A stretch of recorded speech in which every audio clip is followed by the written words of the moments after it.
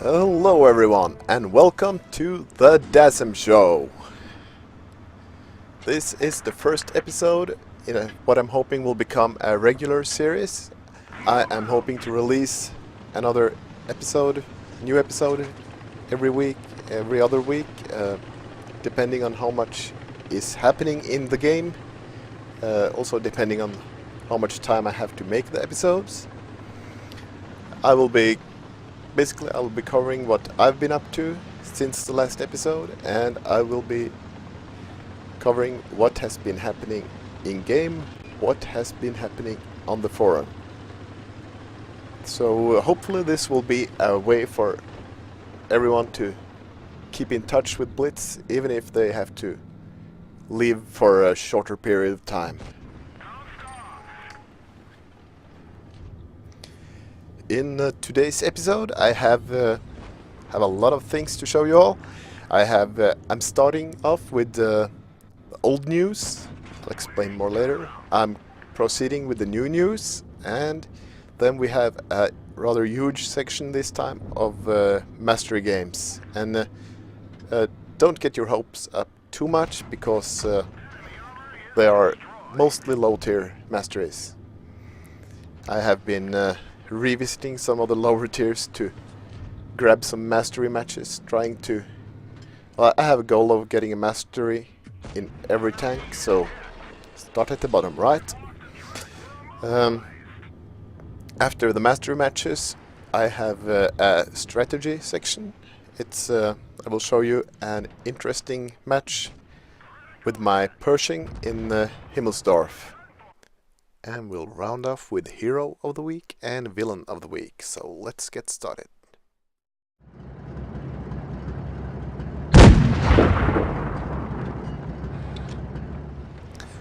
So, I can hear you asking, why are the news old? Well, they are me telling you about things that have already happened. And so they're no longer new. They've started growing old, just as they happened. Later on, we will have a section of new news where we will cover things that haven't happened yet. But what has been happening in Blitz the last week?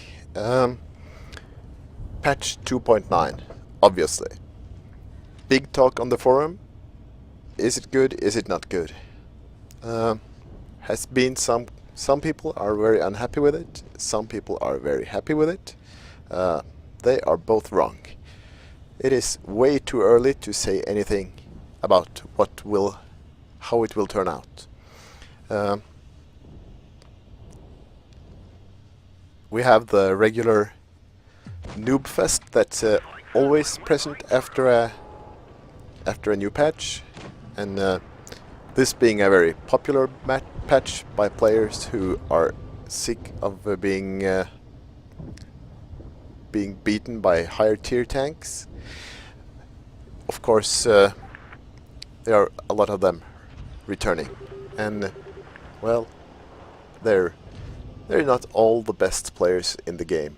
But in addition, we have the 5 times bonus for XP, and that also draws in a lot of people who don't play regularly, and in a combination, this has led to a massive change in gameplay.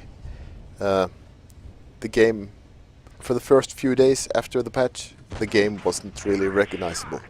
It's everything you thought you knew, was out the window.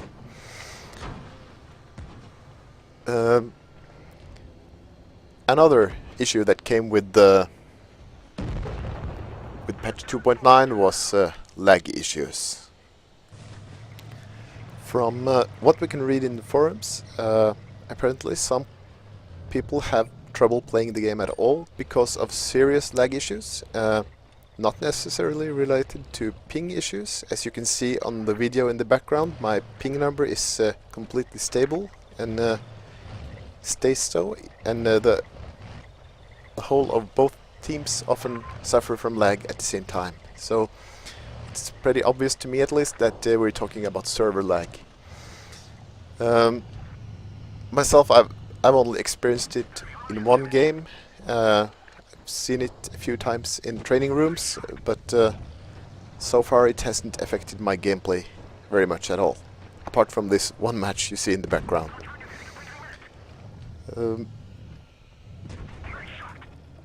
Obviously, when we start seeing the kind of lag you see here, and seeing it on a large scale where lots of people see it, it's I'm sure it's a priority issue for the developers. You just can't have a game that's this laggy. It's a game-breaking bug for lots of people. So I have high hopes that Wargaming are putting all resources into fixing this before the next patch, which is 3.0. Another thing that patch 2.9 brought us that is absolutely epic is training rooms. We have been waiting for this for so long, and finally they are here, and they are almost everything we had hoped for. The one thing they don't have is the chat in the queue where you set up the room. That's the only thing I miss with training rooms. You can go in alone, you can bring 2 full teams, you can go with any vehicle you like, ammunition is free, consumables are free, provisions are free, all you pay for are repairs to your vehicles. And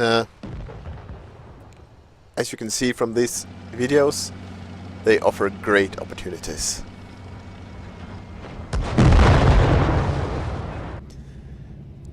Apart from the obvious use of the room, which is training to get better, getting to know the map, getting to coordinate with your teammates, you also, of course, can run tournaments in there. That's all very serious stuff, and clan wars and everything, and but of course what most people did when they got access to training rooms was go in there and do all the things that they would never do in a normal match. So we have people running races, we have people running matches with a spread of 10 tiers, we have people running skeet shooting, where you jump light tanks off cliffs and try to hit them before they land. We have all kinds of craziness going on, and we've had a lot of fun.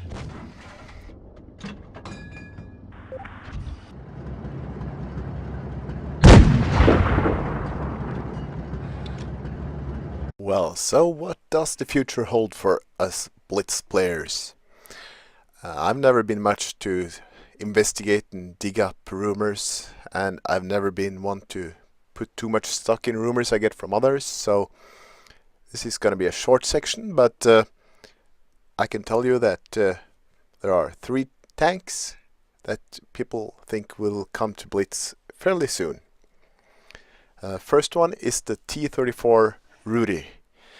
This is based on a Polish TV series, 4 tankmen and a dog, and it's in all likelihood this will be launched within 2 weeks from today.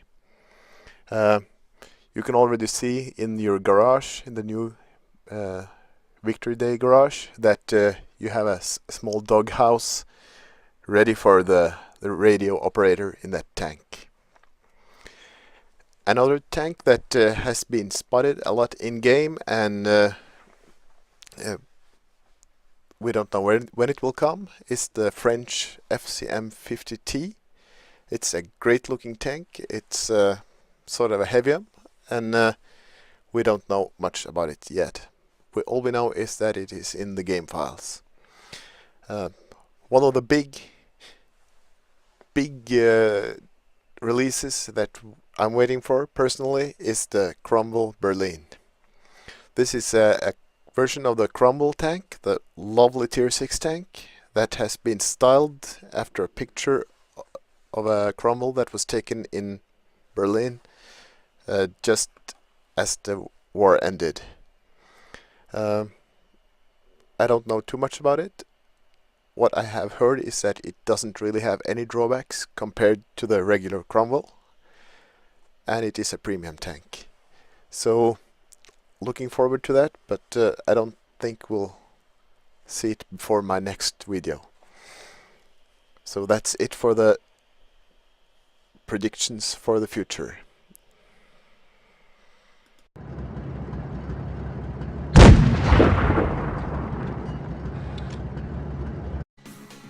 Well, as I said, I have been chasing some aces in the lower tiers. I started out in tier 1, and the first tank I have there that was missing a mastery is the Vickers Medium Mark 1. I'll be running these tier 1 masteries in double speed so as not to bore you too much. And I'll try to speak a bit about the tanks I'm driving and about how I play them.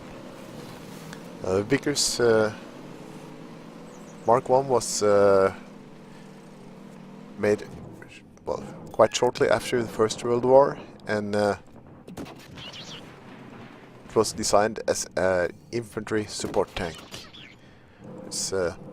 There were made a huge range of different Vickers medium tanks, and this was the one that started up. You can see here we're on Rockfield, and I have gone to the ridge where I can peek out and put shots into the reds.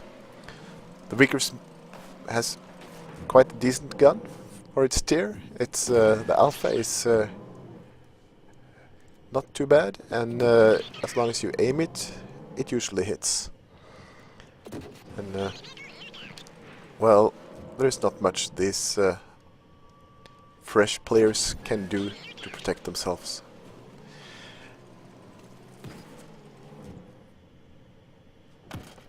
And I have great hopes that someday, even in the low tiers, players will learn that sitting on these mounts in the back, it's not the way to win.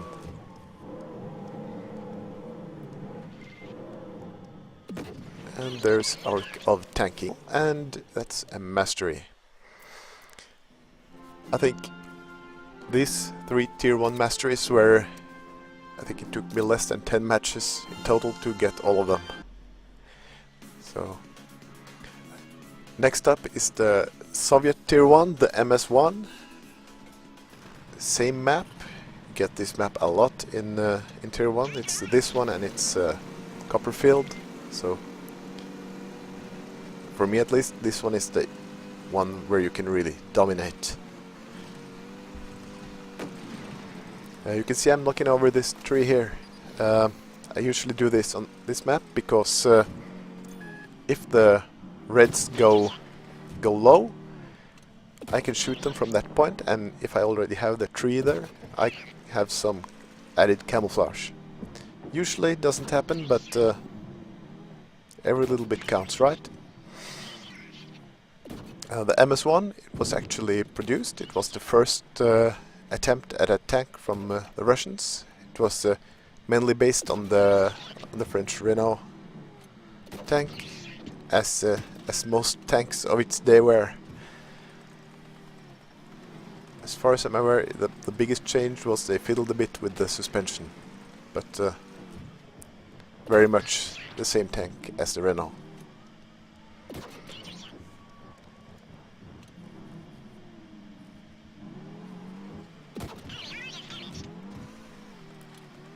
Other than that, not much to say about this match. I'm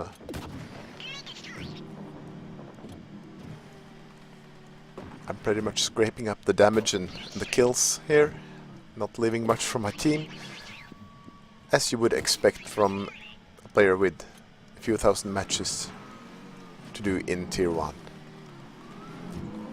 But you never know. Sometimes you can run into the craziest Steel Clubber platoons, even in tier 1.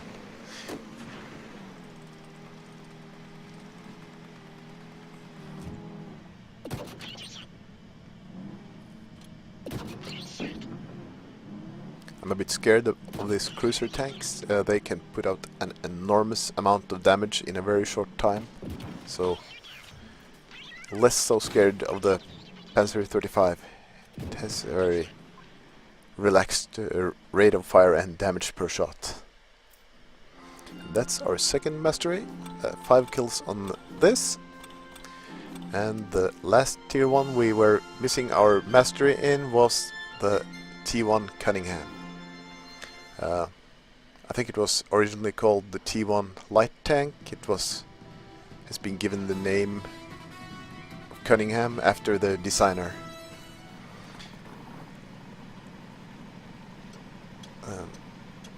I was trying a few different guns on this tank, and what I finally ended up with was the stock gun, actually. The top gun is a 37mm single shot gun, and the stock gun is a 37mm autoloader with a 3-shot clip. And for TPM they are about the same.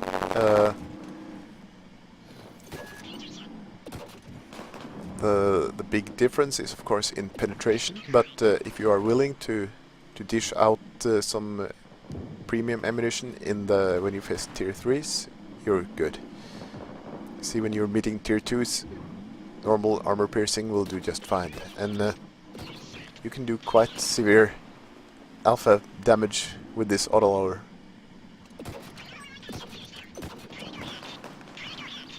It's a bit of a trap, I think, to put the best gun as the stock gun, because people will upgrade and end up trying to work this tank with the less efficient gun.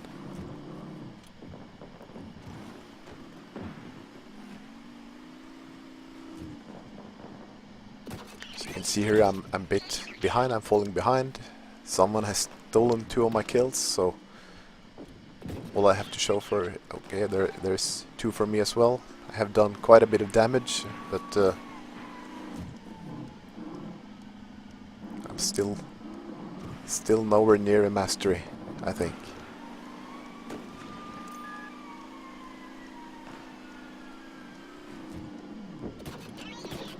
But with a few decapping points here and pulling back into cover for the autoloader to rework, I'm side scraping a bit without much effect as I'm being shot from 3 sides.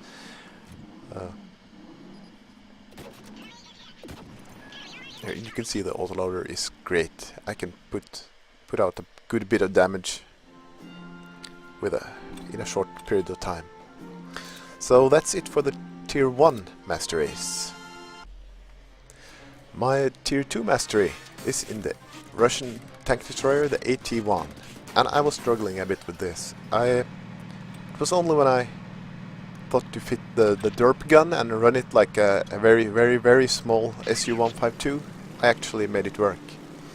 The 20mm of high explosive penetration is enough for some of the tier 2s, and in those matches it's a good weapon for chasing aces. So I think it's not a very popular tank. It's the amount of damage needed wasn't that high. At the same time, I've been chasing the ace in the BT2, and I've done over 1000 damage in it and still no ace. So that chase continues. The AT-1 Russian tank destroyer, based on the T26 chassis, with either the 76mm gun that I'm using here, or 57mm, I think it is. That's a high rate of fire, low damage per shot gun. And both are decent weapons, but if you want to play it aggressively and get up in people's faces, I think the 76mm is your best option. But you have to be proficient at swapping ammunition.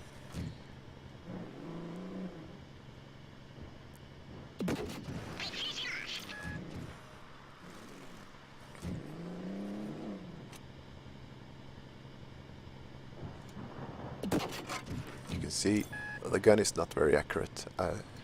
Against a Genie with a very small turret, it takes 2 shots to hit, but when it hits, it ammo racks, so all is good. So that's my lowest tier aces.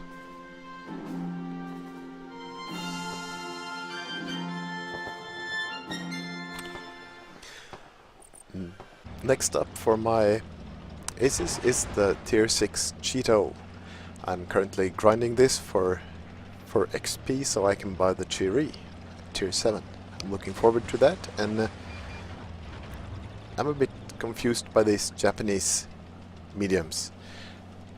On paper they're not that good, but I seem to perform extremely well in them.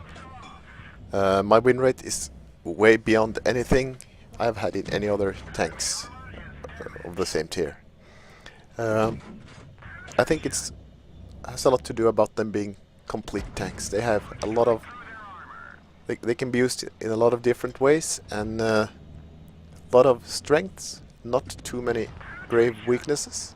And as you can see here, I have climbed right into the center of everything. The reds are all around me, and I'm in a perfect spot to use my gun depression. I'm peeking up over the ridge and putting in damage wherever I can. And the reds are paying dearly for not taking action against me. They are of course trying to shoot me, and I am exposing myself a bit, taking a bit of damage, but it's what I would call a calculated risk. If I don't expose myself, I won't get any damage done, so I have to try to keep the trade as good for me as possible. And I do. I managed to land really many shots here.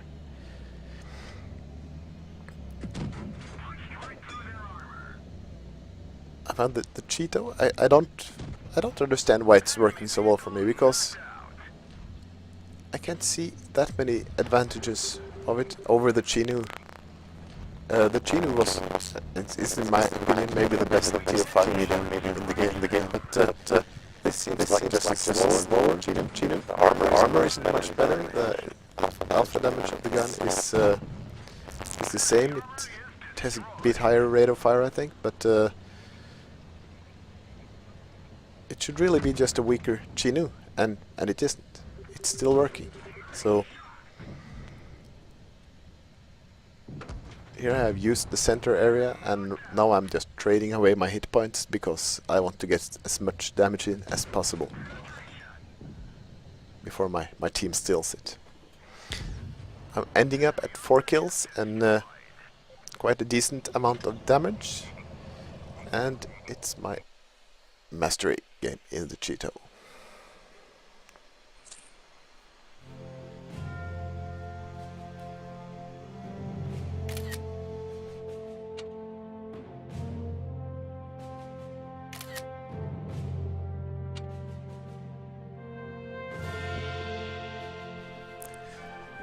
My final mastery this episode is in the tier 7 Panther, the legend itself.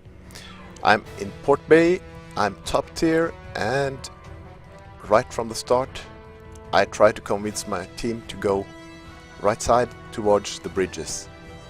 I find the port area to be really a gamble, and the right area is where you can shine if you have a bit of skill and know the good spots.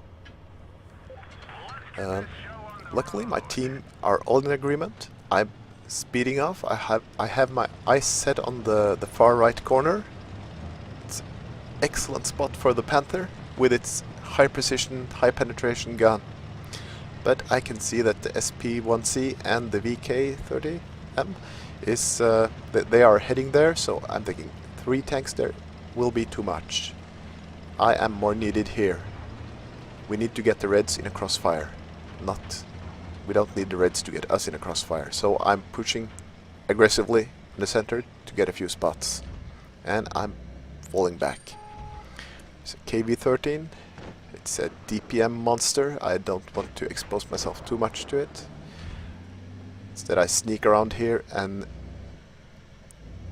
he is taking up a very good cover, so I'm switching to the SP1C. SP1C is a very dangerous tank as well, so I'm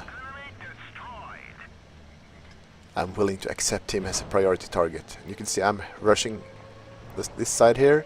Someone is shooting at me, the KV-13 in all probability. I'm ignoring him. He has good DPM, but his penetration is not good. So I finally spot him, and I used the great rate of fire of the Panther to lock him in place. See, I'm hitting his drive wheel again and again, just a few seconds apart, and he is stuck. He keeps bouncing shots of me. You can see my tank was angled at a little bit, so my side was autobones and my front was at its maximum thickness. Well, maximum, while still keeping the side at autobones.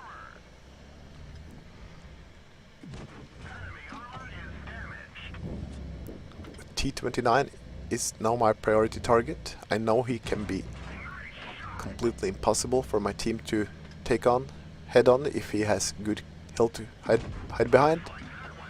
But you see, I twisted there and took his shot on my tracks.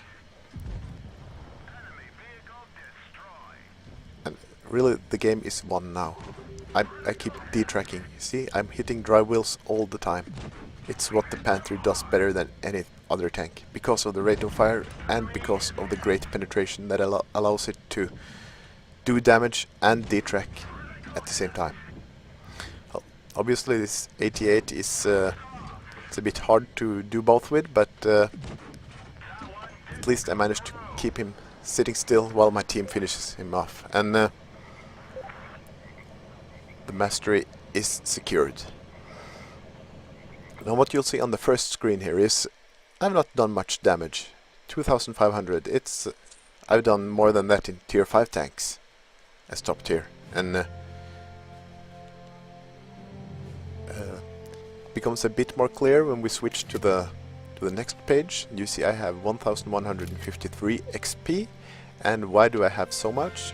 It's because I have almost half as much assisted damage as I had actual damage, all because of the great rate of fire. So that concludes today's Masteries.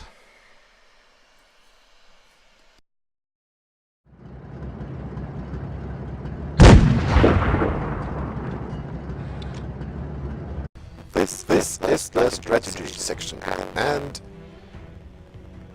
in these strategy sections I'm planning to try to give some useful advice and present some matches that I think worked out really nice.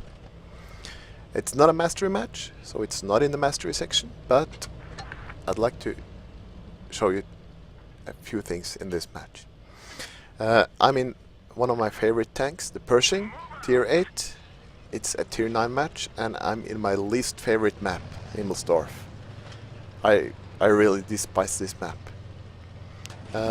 Teams are a bit split between heavies and mediums, or I should say slow and fast tanks. So I'm pushing on the medium side, while our heavies are going on the heavy side. I'm very careful here. I'm not as careful as I should be, I guess, but I am ready to run at any moment. But as I guessed, the Reds, being a lot of heavy tanks, have all gone to the banana section of the map. So, and because of that, it's very important that I push hard on this side. I need to get behind and start distracting the Reds before they wreck my numerically inferior teammates in the banana section. And that's just what I'm doing here. I am starting to put some distracting fire into the Reds. You can see I ignored that T-54. He already was coming for me, so I wanted to help my team with the T-95, who can be completely impossible to get through from the front.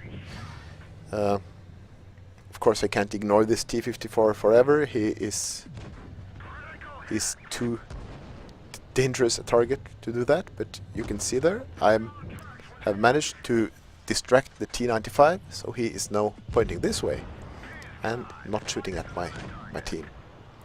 The E-75 has also taken the bait, and without those three tier 9s, my team is able to survive the banana section. And you see this E-75, he has to choose either me or the Centurion. He is judging the Centurion as a more dangerous target. I'm not sure that was too wise of him.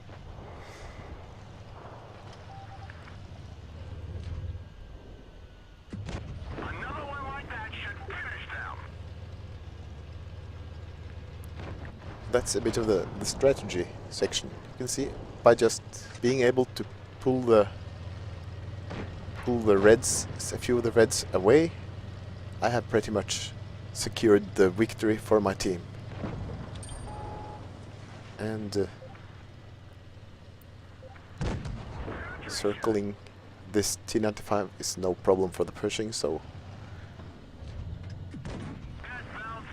he is pretty much neutralized.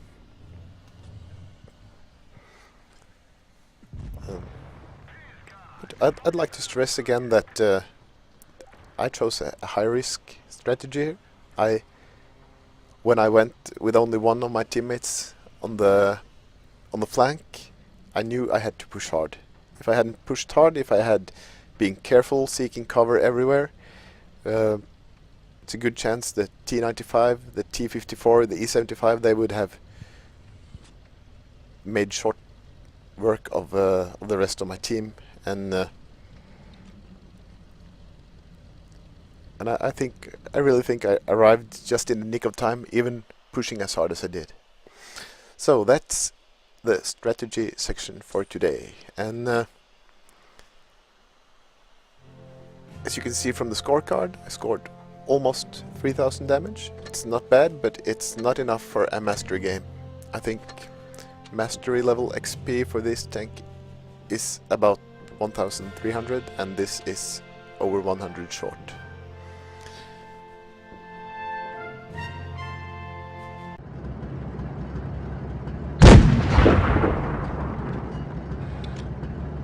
I've really been looking forward to show you all.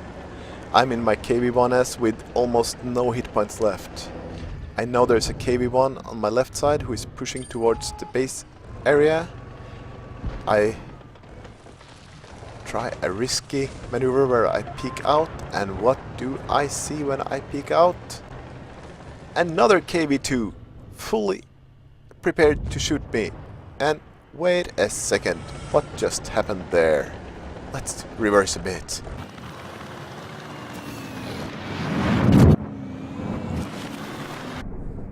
Now as you can see, this KV-2 was waiting for me. He knew I was coming. And I'm thinking, okay, can I get a shot into him before he gets to kill me? I have to aim a bit because the 122 is so bad, and boom! What just happened there? Well, there's a Leopard that dove in front of me just as the KV-2 shot, and he took the full force of the 152mm high explosive shell and sacrificed himself for me. So he is my hero of the week, and in honor of his memory, we of course won this match, and he can be real proud of his sacrifice. So moving on.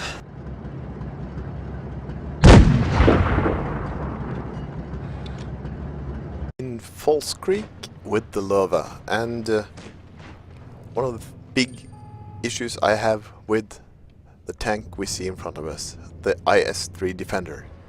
Sure, it's a strong tank, and that's okay, but the worst part about it is its hit skin. It's absolutely trollish, and it shows grey all the time, and still it bounces everything. I'm trying to sneak over here. I'm loading APCR. I'm shooting at gray area and nothing happens. Big surprise. You see, the front of the tank is all gray. My shots should go in anywhere there. Second bounce. Nothing happens when I shoot at it. And it's okay. I get him in the end, but by then my platoon mate is dead and the Reds have gone around me. So I really think there's a big issue with the hit skin of the Defender. I know it's a premium, they can't nerf it. I have one myself, so but I really think they should be doing something, or at least check if the hit skin is really right for it, because it looks completely off. And that's all I had for today. Hopefully I will be back in a week or two with another episode, and I hope you've all been enjoying this. And I'll catch you all in game. This is Dassem, and I'm wishing you all a nice week of tanking in World of Tanks Blitz. Goodbye.